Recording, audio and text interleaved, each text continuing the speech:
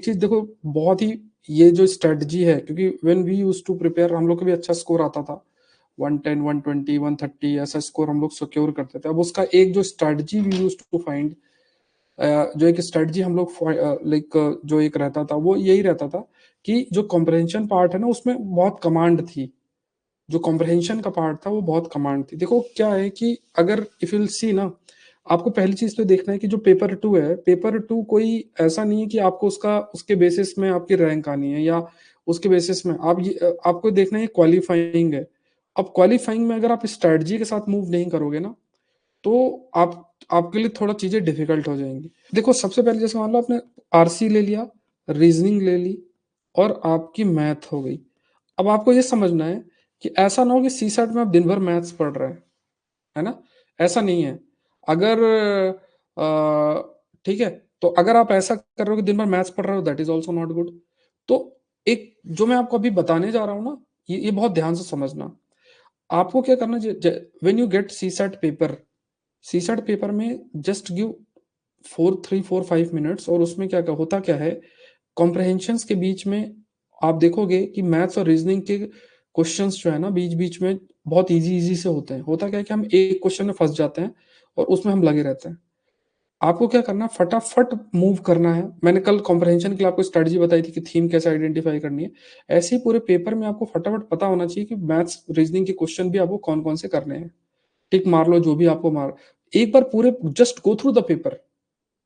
अब आपको मतलब मिनिमम से मिनिमम 45 to 50 क्वेश्चन ऐसे मिल जाएंगे, 45 48 क्वेश्चन, जो अगर आपने ठीक ठाक भी प्रिपरेशन किया, you will be able to attempt. Problem क्या होती है कि सपोज करो आपने कॉम्प्रहेंशन में फंस गए, तो उसी में टाइम वेस्ट कर दिया, या फिर किसी मैथ्स के क्वेश्चन में फंस गए, उसमें टाइम वेस्ट कर दिया।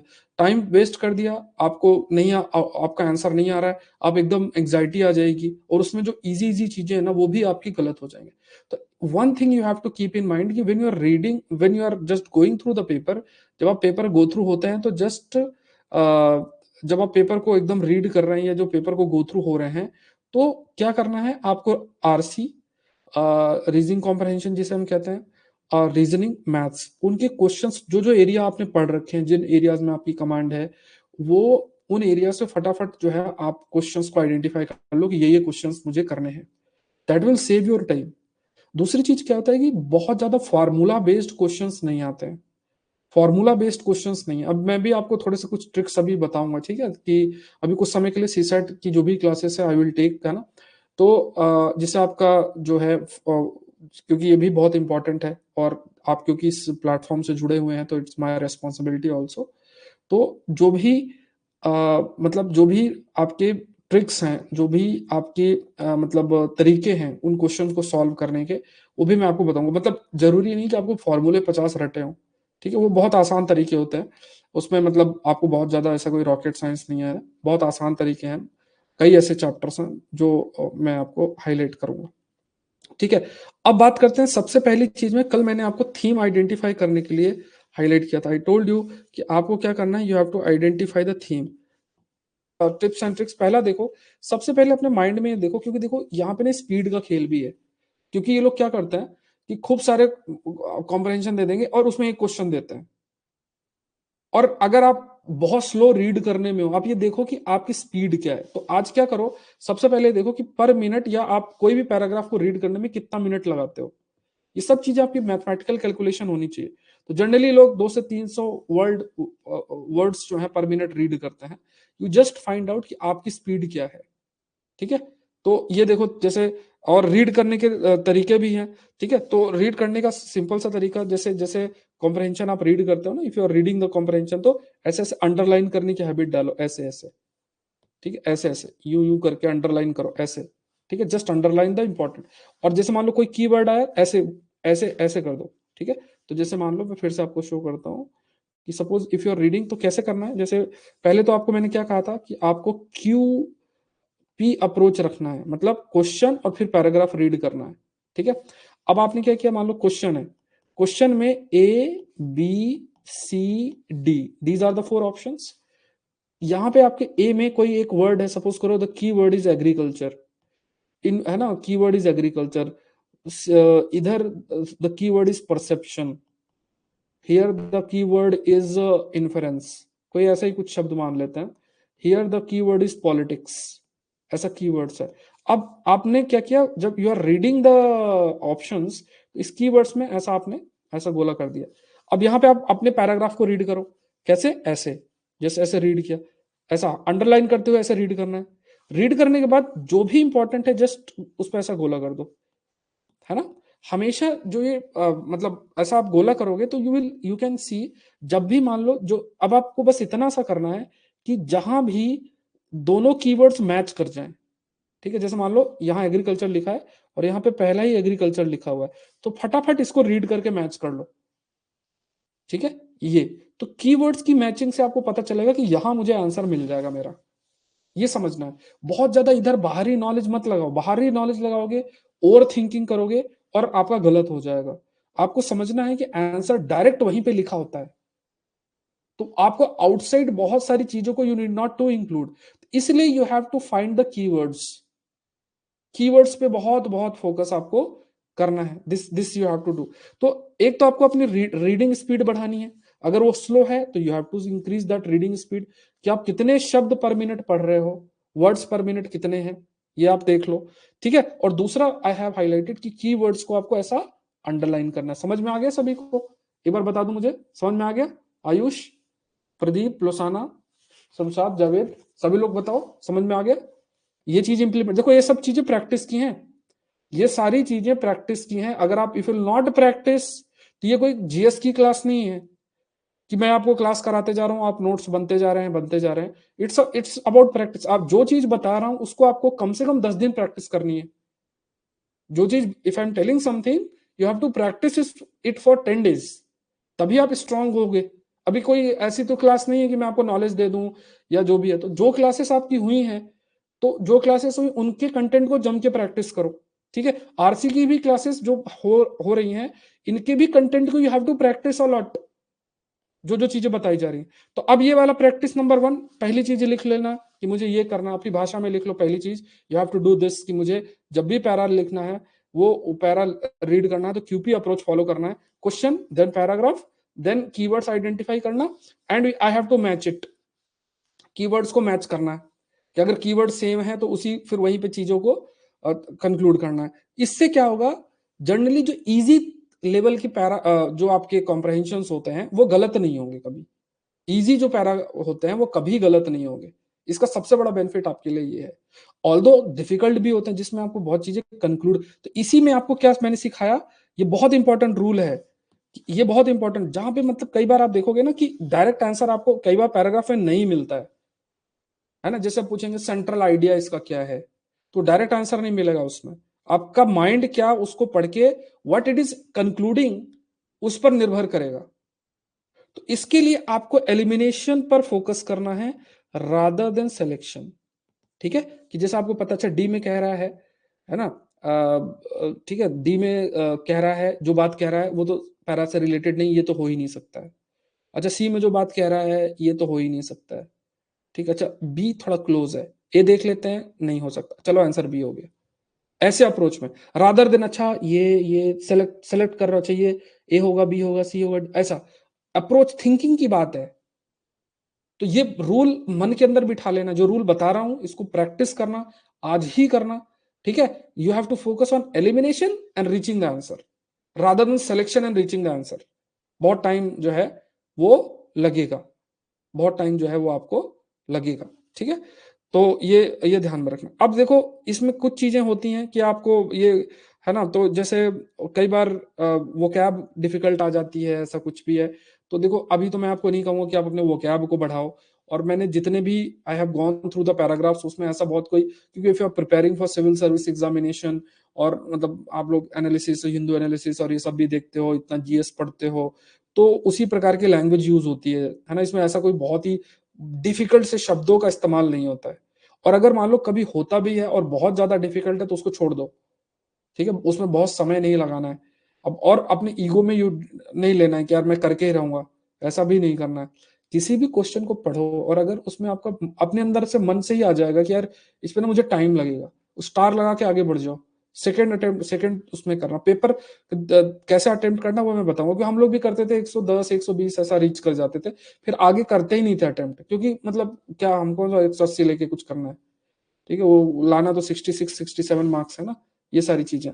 तो यहाँ पे एक चीज और मैं आपको बताता हूँ, बहुत ध्यान समझना, क्योंकि इस एग्जाम के एक्सपीरियंस को भी आपको कैरी करना है। देखो पेपर वन होता है, paper one GS paper one होता है, और उसमें paper is not that easy, difficult है।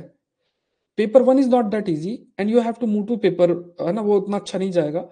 पेपर टू पे जाना, गैप आपके पास है, उस टाइम पीरियड को गर्मी ज्यादा रहती है, जहां आपकी क्लासरूम है वो पता नहीं किस टाइप से गर्मी का टाइम होता है, बहुत ज्यादा गर्मी की वजह से अलग प्रॉब्लम्स होती है, आपकी एफिशिएंसी है ना वो रिड्यूस हो जाती है, एफिशिएंसी रिड्यूस होती है। तो इस स्थिति में जब आप पेपर टू देने जाओ ना, उससे पहले या तो एक स्ट्रॉन्ग कॉफी ले लो, या कुछ ऐसा एनर्जी ड्रिंक टाइप जैसे रेड बुल आती है। इसमें ये मत सोचना, देखो सिंपल सी बात है कि आपका माइंड जो है ना वो इन स्टिमुलस की वजह से एक्टिव रहेगा, बस इतना है, और इसमें कोई ये नहीं है कि रेड बुल से सीसैट निकलता है या ऐसा कुछ नहीं है। मतलब क्योंकि कैफीन कंटेंट आपके माइंड के जो थोड़ा सा होता है ना कि थोड़ा लेथार्जिक हो जाता है, तो उसमें आप एक्टिव हो जाओगे, बस इतना होता है। बाकी आपका नॉलेज के बेसिस में आपके तरीके से ही चीजें वर्क करेंगी। तो ये हमेशा याद रखना कि क्योंकि आपके पेपर टू में जो एफिशिएंसी है वो रिड्यूस हो जाती है, क्योंकि आपने पेपर वन के शॉक को पहले झेल लिया है। तो पेपर वन का शॉक आपको पहले मिल गया, पेपर टू में आपकी एफिशिएंसी रिड्यूस हो गई, और उसमें भी क्या होगा, स्टार्टिंग का अगर आपने डिफिकल्ट क्वेश्चंस देख लिए तो उसमें आप पैनिक कर जाओगे। ये देखो ये सब क्या है, time management and mind management का खेल है। अगर वही सी सेट पेपर मैं अभी आपको दे दूं तो आप लगभग 35-40 क्वेश्चन बहुत आराम से कर लोगे एक्यूरेसी के साथ। तो यहां पे क्या करना है, अपने माइंड को मेकअप करते रहा करो, सोचा करो, खाली बैठे हो ना, सोचा रहा करो, अच्छा मैं सी सेट का पेपर अटेम्प्ट कर रहा हूँ, अच्छा मैं सी सेट का पेपर कैसे अटेम्प्ट करूंगा, ठीक है, कैसे अटेम्प्ट करूंगा। जैसे कई इंस्टीट्यूट के भी पेपर आप ले लो, अब 3 4 5 इंस्टीट्यूट के, एक इंस्टीट्यूट के कभी मत लेना, 3 4 5 इंस्टीट्यूट के पेपर ले लो, ठीक है, मार्केट में मिलता है। इसे कोई इधर उधर की टेस्ट सीरीज करने की जरूरत नहीं है, तो मार्केट में काफी पेपर मिलता है। टाइमर लगाओ, टाइमर लगाओ, टाइमर लगा के फटाक से पेपर को सॉल्व करो। और अब देखो क्या है, यहाँ पे देखो, पहले जैसे मैंने आपको बताया कि you have to eliminate and not select, ये लाइन हमेशा याद रखना है, आपको एलिमिनेट करना है rather than not select. I hope ये वाला फॉर्मूला आपको मन में एग्री हो गया है। नहीं जावेद, इसी की तो प्रैक्टिस करनी है। You have to restrict your thoughts. How you will restrict your thoughts? When you practice more. If you are practicing more, you will be able to restrict your thoughts. ठीक है, तो जो भी आप आरसी पढ़ते हो तो उसको रीड करोगे। और हाँ, एक बहुत अच्छा फॉर्मूला होता है, use the pen and underline it. जैसे मान लो मैं अभी ऐसे करता हूँ, जैसे मान लो मैं रीड कर रहा हूँ, सपोज है ना एग्जाम है, आई एम रीडिंग इट, तो कैसे, ऐसे ऐसे ऐसे ऐसे, मतलब ऐसे ऐसे करना है, ठीक है। जैसे कुछ इंपॉर्टेंट है, ऐसे ऐसे ऐसे, आपके थॉट्स रुक जाएंगे, मतलब फिर आपका फोकस इसी में होगा। यूज द पेन, ऐसा नहीं कि खाली उसको एकदम साफ सुथरा रख रहे हो, स्वच्छ भारत अभियान यू आर इम्प्लीमेंटिंग, स्वच्छ भारत अभियान ईयर, वो नहीं करना है, ठीक है। यूज द पेन, इससे आपका जो कंसंट्रेशन है ना बहुत इंप्रूवमेंट होगा। I hope I like you you understood the things, यहां तक समझ में आया। एक बार आप लोग यस नो कुछ टाइप कर दो, वॉइस आ रही मेरी, ठीक है। तो यहाँ पे ये ध्यान में रखना, you have to eliminate, you have to eliminate and not select, ये फैक्ट आपको याद रखना that you have to eliminate and not select. उसके बाद अपना कभी भी नॉलेज एजम्पशन को नहीं लगाना है, कभी भी नॉलेज या अजम्पशन को नहीं लगाना। क्लास से कौन अभी गया है, कभी भी अपने नॉलेज को या एजम्पशन को अप्लाई नहीं करना है। आपको ये मानना है कि जो पैराग्राफ में लिखा है सिर्फ वही है, ठीक है। यहां पे आपको याद रखना है, हाँ क्वेश्चन पेपर में लिख सकते हो बिल्कुल, yes it is allowed, it is allowed. आप लोग कोई भी मतलब मार्केट से 3 4 इंस्टीट्यूट के सीसेट के पेपर ले आओ, एक से कभी नहीं करना है, ठीक है। 3 4 इंस्टीट्यूट के पेपर लेके और जम के प्रैक्टिस कर लो, एक टेस्ट करो। पहले तो आपको यूपीएससी के पेपर को जम के प्रैक्टिस करनी है, और इनके पेपर अपनी एक्यूरेसी और टाइम मैनेजमेंट ऐसे ही प्रैक्टिस होगी। डायरेक्ट अगर आप करने जाओगे तो नहीं होगा, ठीक है। तो यहाँ पे अपने नॉलेज को कभी भी नहीं अप्लाई करना है, even if you are very good, ठीक है। अब ऐसा नहीं है कि अगर उसमें कुछ ऐसा लिखा है जो आपके बिलीफ से या आपके नॉलेज के बाहर चीजें हैं, है ना, तो उसी चीज को सच मानना है, यही यथार्थ है, यही सच है। अपने नॉलेज एजम्पशन को पैसेज के बाहर, मतलब आप वहां पे पैसेज पे नहीं लगाना है, ये मन के अंदर हमेशा ये रूल होता है, ये ध्यान में रखना है, ठीक है।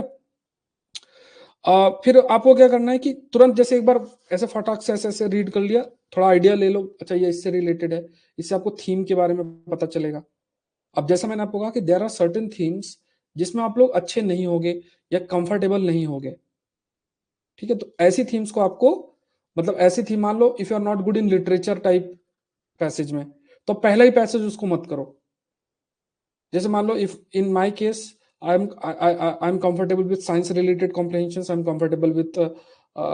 M comfortable with economy related, I am comfortable with geography environment related, but I am not comfortable with मतलब जो ये आपके लिटरेचर टाइप आते हैं, तो उससे आई एम नॉट कंफर्टेबल।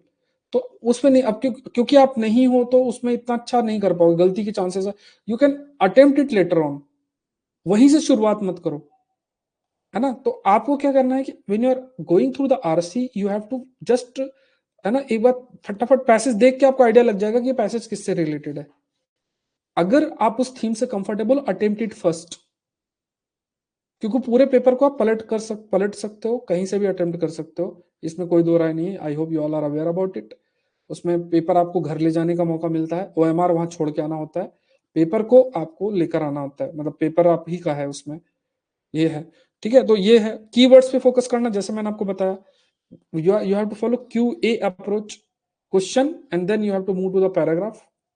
और इसमें भी आपको what you have to do is, जो question and then you have to move to the paragraph, तो जो क्वेश्चन है उस क्वेश्चन की बात करोगे, when you talk about the question, question में just find the keywords, and and also in case of paragraph find the keywords, try to match the keywords, करके देखना एक बार।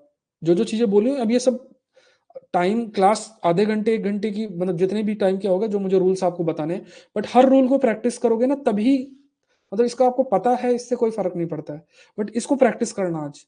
और कहाँ करोगे, यूपीएससी के लास्ट ईयर के क्वेश्चंस के, और कहीं नहीं प्रैक्टिस करना, पहले यूपीएससी के क्वेश्चंस पे ही बार बार प्रैक्टिस करो, ये चीज ध्यान में रखना। ठीक है, तो आपने क्या क्या सीखा, देखो रूल मैंने आपको बताया, एलिमिनेट नॉट सेलेक्ट। दूसरा मैंने आपको बताया अपने नॉलेज अप्लाई नहीं करना है। तीसरा मैंने बताया फटाफट देके थीम आइडेंटिफाई कर लो, कीवर्ड्स पे फोकस करना है, ठीक है, ये चीज लिखते जाना साथ साथ में।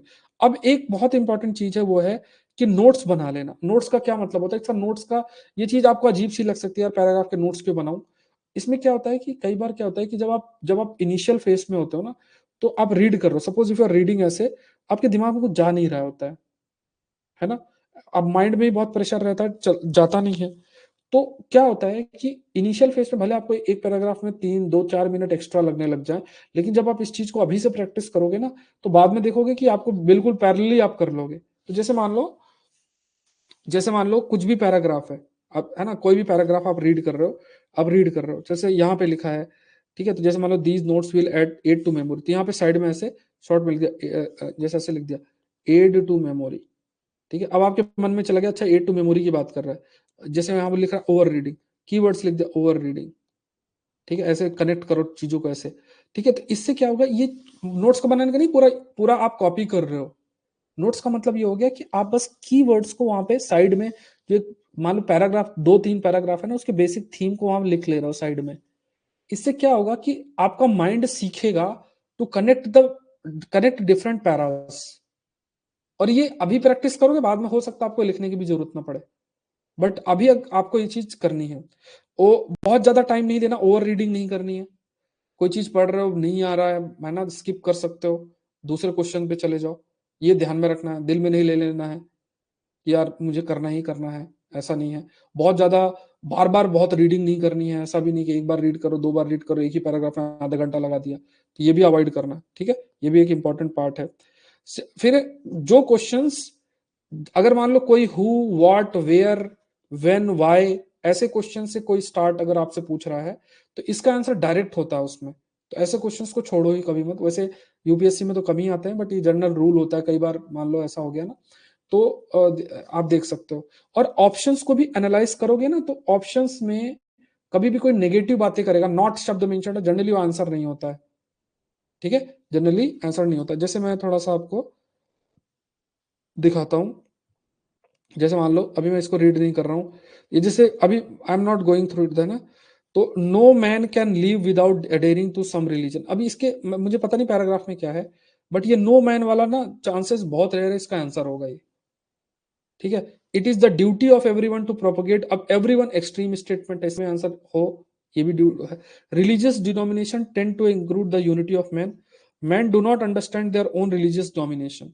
अब डू नॉट शब्द जो है तो मतलब कई बार देखो, कई बार सही भी हो सकता है, बट चांसेस अगर आपको दो में सेलेक्ट करना है ना, तो वो बहुत हाई होता है कि आप जो चांसेस ले रहे हो तो उसमें उसमें नेगेटिव स्टेटमेंट्स कई बार गलत होते हैं। ठीक है, तो ये हमेशा याद रखना, ये मैं आपको कहना चाह रहा हूं। अभी मैं इसके क्या लिखा है इसमें, जैसे लिखो with respect to what are called denomination of religion, if everyone, अब देखो रीड कैसे करोगे, with respect to what are called denomination of religion, if everyone is left to be a जज of his own religion, there is no such thing as religion that is wrong, but if there are to be a judge of each other's religion, there is no such thing as a religion that is right, therefore all the world is right or all the world is wrong in the matter of religion. ठीक है, तो यहाँ पे आपको ध्यान में रखना है कि अब इसमें देखो ये बहुत ही डिफिकल्ट लैंग्वेज है, इसमें आप दो बार आप चाहो तो रीड कर सकते हो। ठीक है, अब अगर आप इसको रीड करोगे तो आपको पता चलेगा इसका आंसर ये नहीं हो सकता। ठीक है, तो यहाँ पे ये इसकी कोई बात ही नहीं किया है, तो आपको आंसर देखना सी और डी में से इसका आंसर होगा कोई।